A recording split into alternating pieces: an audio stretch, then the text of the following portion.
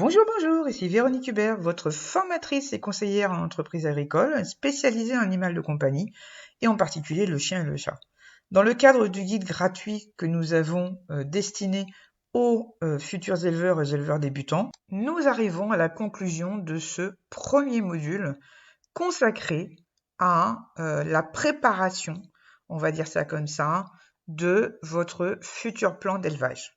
Nous avons vu beaucoup de chapitres. Si vous ne les avez pas vus, je vous conseille d'aller les visionner sur notre chaîne YouTube où vous les retrouverez tous, ainsi que le module 2 qui arrive dans quelques semaines. En tout état de cause, on va revenir juste sur quelques points, des choses à retenir pour conclure donc, ce module 1 et justement vous préparer au module 2 en espérant que vous aurez bien pu prendre connaissance de toutes les notions à apprendre et à savoir avant de considérer et d'avoir une première portée, que ce soit de chien ou de chat. La première recommandation que je vous donnerai, c'est d'anticiper. Anticiper tout ce que vous allez faire, c'est-à-dire de prévoir ce que vous voulez faire, comment, avec quoi, combien ça va vous coûter, dans quel laps de temps, etc.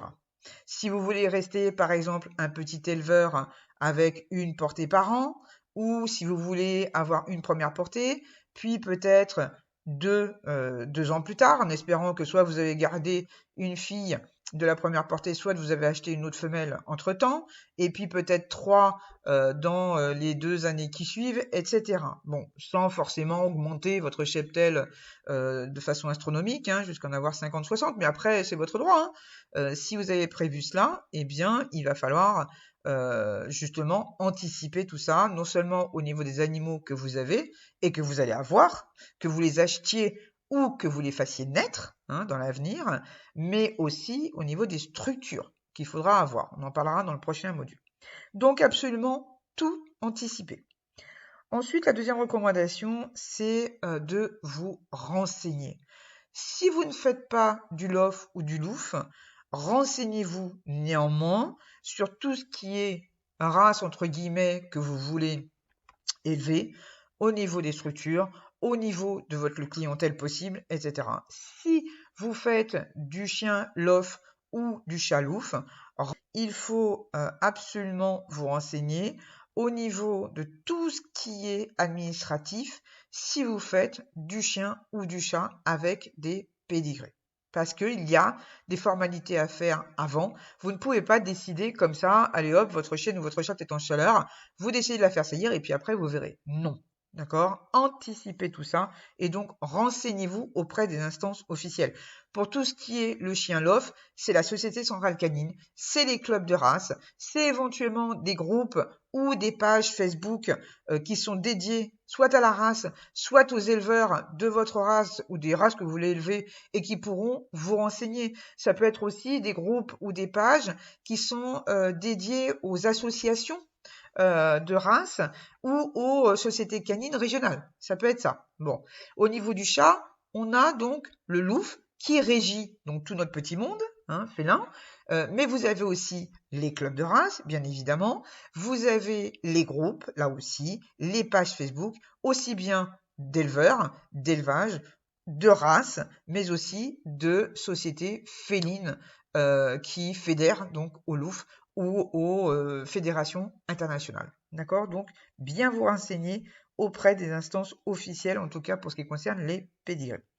Ensuite, bien sûr, il faut étudier vos standards, que ce soit en chien ou en chat. N'oubliez pas que la race ou les races sur lesquelles vous êtes, sur lesquelles vous avez jeté votre dévolu, que vous avez décidé d'élever, c'est pas par l'opération du Saint-Esprit, c'est bien parce qu'elles représentent des critères particuliers et qui ont été sélectionnés bien avant vous pour que la race que vous avez décidé d'élever ou les races que vous avez décidé d'élever ressemblent bien à ce que vous aimez aujourd'hui.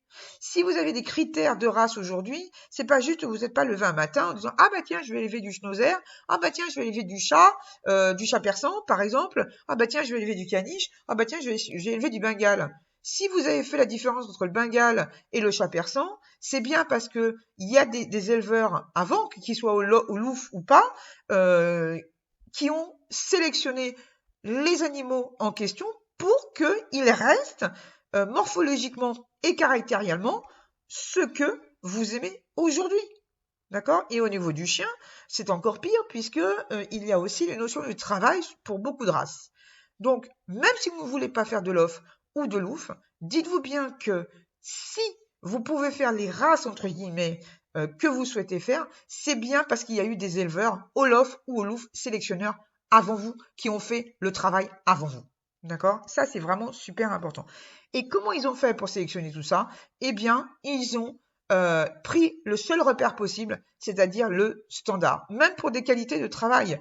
Un chien, par exemple, qui est trop lourd, qui est trop gras, ou qui au contraire est complètement squelettique, il ne pourra pas faire son travail. Un chien qui est trop agressif ou au contraire qui est trop peureux ne pourra pas faire son travail, que ce soit de chasse ou de garde, peu importe. D'accord? Donc, c'est le standard qui définit ces critères-là. C'est pas juste par l'opération du Saint-Esprit non plus. D'accord? Hein, donc, ce que je veux dire dans l'histoire, c'est que il faut vraiment faire très attention à ça. Et vous, à plus forte raison, si vous voulez élever un chien au lof ou un chat au louf, vous devez vous fier au standard. C'est lui qui doit être votre guide, on va dire votre Bible de chevet. Hein. S'il y a quelque chose que vous ne comprenez pas, c'est bien avec ce standard que vous aurez les réponses. Si on vous dit que des yeux doivent être foncés, on ne vous dit pas que des yeux doivent être clairs. Si on vous dit que des oreilles doivent être semi-dressées, c'est qu'elles doivent être semi-dressées, pas droites ou tombantes. Si on vous dit que le chien ou le chat doit être blanc avec des pois rouges, c'est pas pour être bleu avec des pois verts. D'accord? Voilà. Il y a évidemment des fourchettes, que ce soit de taille, que ce soit de poids. Il y a des diverses palettes de couleurs pour la majorité, on va dire, des chats ou des chiens. Ok, très bien. Mais il y a des races où il y a une seule couleur. Par exemple, si on prend le berger blanc suisse, il doit être blanc. Il doit pas être blanc avec des taches noires ou blanc avec des taches marron. Peu importe, d'accord? Donc, fiez-vous au standard. Sinon, si vous voulez faire ce que vous voulez, eh bien, vous prenez un chien ou un chat de telle race, vous l'accouplez avec un chien ou chat de telle race, vous en créez une et vous demandez l'homologation, soit à la FCI, soit au LOUF, pour faire reconnaître la race que vous avez inventée. Il n'y a aucun problème là-dessus. Hein. Si vous avez des gens qui vous suivent dans ce sens-là, qui veulent être passionnés par, comment dire, la race que vous êtes en train de créer, aucun problème. On est en train de voir ça en ce moment par rapport au Pomsky, par exemple, hein, qui est un croisé de Spitz avec du husky sibérien. Bon, en chien en tout cas. Bon, bah pourquoi pas, d'accord, hein, c'est pas moi qui irai m'insurger, puisque toutes les races pratiquement ont commencé comme ça. C'est-à-dire qu'il y en a très peu qui sont encore d'origine en tout cas. Hein. En chien, il y a beaucoup de races de chats d'ailleurs qui sont issues de retrempes. En chien, c'est très fréquent aussi, c'est-à-dire qu'à un moment donné, une race qui a été très ancienne au départ, et je crois que plus elle est ancienne et pire c'est, il y a eu une, voire peut-être deux phases de retrempe, c'est-à-dire d'introduction d'autres races dans la race en question, donc soit pour la conserver, soit pour amener autre chose, pour la faire devenir autre chose, hein, avec un autre type, avec d'autres qualités, etc. Donc il y a beaucoup de races aujourd'hui de chiens, en tout cas, qui ont eu ce qu'on appelle des retrempes, en chat aussi. Bon, donc c'est toujours possible, il n'y a pas de problème. Mais après, tant que la race en question n'est pas homologuée par une instance officielle, que ce soit la FCI, donc la Fédération Cynologique Internationale au niveau du chien, ou que ce soit le chat, donc le LOUF, ou une autre fédération dont le LOUF est affilié, ou inversement, vous ne pouvez pas appeler ça une race. D'accord? Voilà. Donc là, si vous voulez élever une race à part entière, vous vous fiez au standard, avec les qualités, les critères précis qui sont définis dans ce standard. Si vous ne voulez pas les suivre, faites autre chose. Il n'y a absolument aucun problème. D'accord? Voilà. Ensuite, si je puis dire, suivez votre instinct. D'accord? Ça paraît idiot un peu ce que je dis, mais finalement, vous savez, vous avez le standard, on vient d'en parler, qui a des critères très précis. Mais on sait que le standard admet, eh bien, comment on pourrait dire ça? Pas des dérives, mais même si il y en a beaucoup, enfin sur certaines races, et que c'est pas ce qui est recherché, mais en tout cas une fourchette dans laquelle peut s'inscrire le chien ou le chat sans être qualifié de hors type, comme on appelle, d'accord? Par exemple, vous avez, surtout au niveau du chien, des fourchettes de taille et de poids. Donc on va admettre, par exemple, que le chien qui fait entre 35 et 45 cm, il est encore dans le standard de la race. Un poids qui fait entre 2 kg et 4 kg, par exemple, il va être encore dans le standard de la race. Au niveau du chat, on va vous dire que s'il est à poil long ou à poil court, eh bien, il est encore dans le standard de la race. D'accord? Voilà. Mais à côté de ça, quand je parle de suivre votre instinct, ça me rappelle en fait un petit truc que je voyais souvent il y a 30 ans, mais finalement qui est resté assez fréquemment quand on voit surtout tout ce qui concerne la beauté, hein, donc tout ce qui est subjectif. Et une petite histoire comme ça, j'étais allée à une exposition, ça faisait quelques années seulement que j'élevais, mais je connaissais mon standard déjà dès le départ sur le bout des doigts. Et je m'approche du bord d'un ring, hein, où il y avait les chiens qui étaient jugés. Et il y a une petite particulière en fait, j'ai découvert plus tard qu'elle était éleveuse, mais d'une race qui n'avait rien à voir, parce qu'elle était une éleveuse de terriers. Hein. Et parce que moi j'élevais du Shetland, et elle s'approche du ring parce qu'on avait fait connaissance. Et elle me dit, elle regarde les chiens qui étaient dans le ring, et elle me fait ah ça j'aime pas, ah ça j'aime bien, ah ben ça j'aime pas, celui-là non plus j'aime pas, ah celui-là qu'est-ce qu'il est bien, etc. Bon. Et je me retourne vers elle à l'époque, donc encore une fois, je la connaissais pas, et je lui dis, mais vous connaissez la race Et elle me dit, non, non, pas du tout. Et je lui dis, bah alors, qu'est-ce qui fait que vous n'aimez pas Et elle m'explique. Elle me dit, je ne sais pas, mais ça, je trouve que non. C'est celui-là, en pointant du doigt un chien en particulier, elle me dit, ah non, non, franchement, ça me va pas. Bon. Et en fait, quand je regardais les quelques chiens qu'elle avait nommés qu'elle n'aimait pas, en fait, je m'apercevais qu'elle avait raison. C'est-à-dire que chaque chien qu'elle avait nommé avait un problème quelconque. Un problème de construction, un problème de taille, un problème de type, un problème quelconque. Bon. Et en fait, quand je vous parle d'instinct, c'est de ça que j'ai envie de parler. Les particuliers, très souvent, euh, quand ils n'aiment pas un chien ou un chat dans un ring, quel qu'il soit, hein, de beauté encore une fois, hein, on ne parle pas des qualités de travail chez un chien, hein, c'est tout à fait autre chose. Mais quand on voit un particulier justement au bord d'un ring d'expo et qui s'exprime comme ça, très souvent il a raison. C'est-à-dire que très souvent il ne saura pas pourquoi il n'aime pas, puisqu'il ne connaît pas le standard de la race en question, il sait que cette race lui plaît, mais il ne l'a vue en général, hein, que de façon globale. Donc il ne connaît pas le standard. Par contre, en fait, quand on décrypte un petit peu les chiens qu'il n'aime pas, ou les chats, parce que ça peut être le chat, hein, eh bien on s'aperçoit que s'il n'aime pas, c'est parce qu'il manque d'harmonie.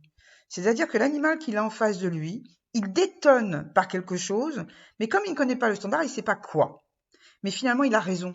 C'est-à-dire que dans son œil à lui, ça manque d'harmonie. Il y a quelque chose qui détonne, il y a quelque chose qui ne va pas avec l'ensemble, et même s'il ne sait pas le décrire, il sait le voir.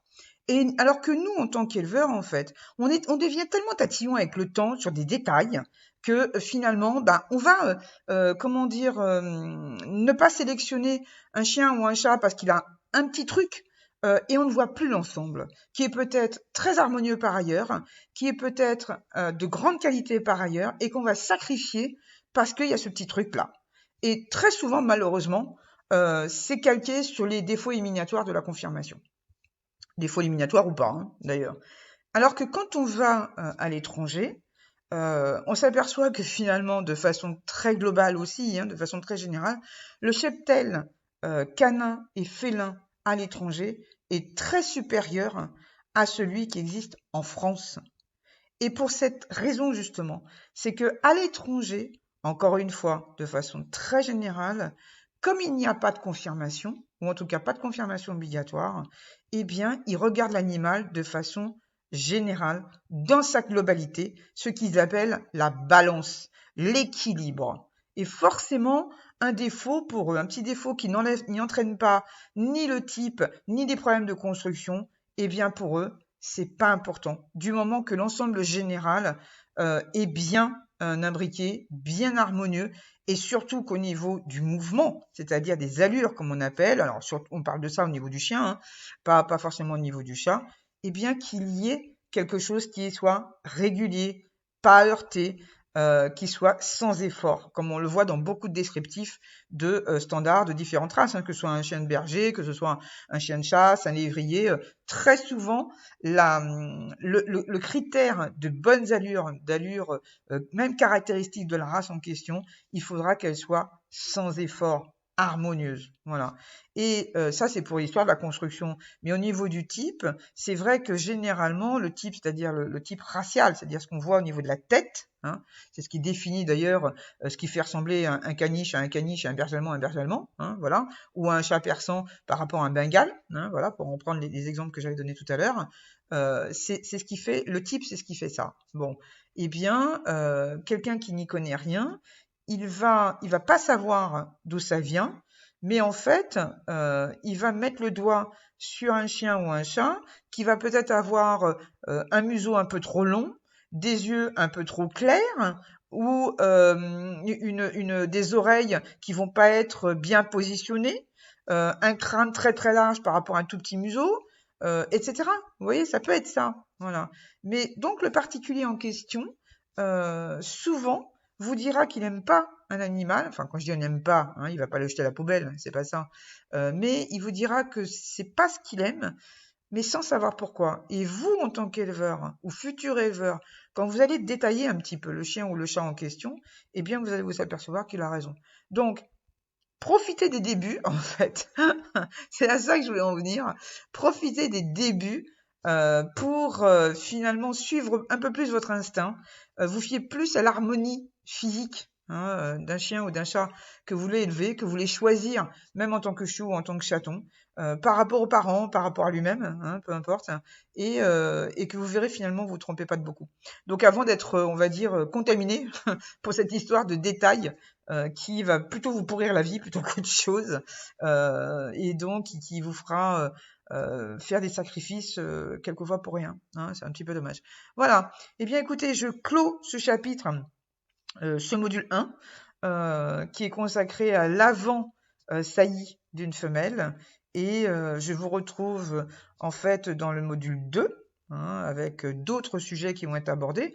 En attendant, pour ceux qui veulent se lancer en tant qu'éleveurs professionnels ou qui veulent lancer une activité en lien avec les animaux de compagnie, je vous rappelle que j'ai créé des formations complètes sur le sujet des formalités administratives, qu'elles soient fiscales, sociales, juridiques, comptables et tout ce qu'on veut. Donc n'hésitez pas à me contacter, soit par l'intermédiaire de la chaîne YouTube, soit sur Facebook. Vous me retrouverez très très facilement puisque ma page, mes pages ou moi-même, mon mur personnel sont à mon nom qui est de Véronique Hubert.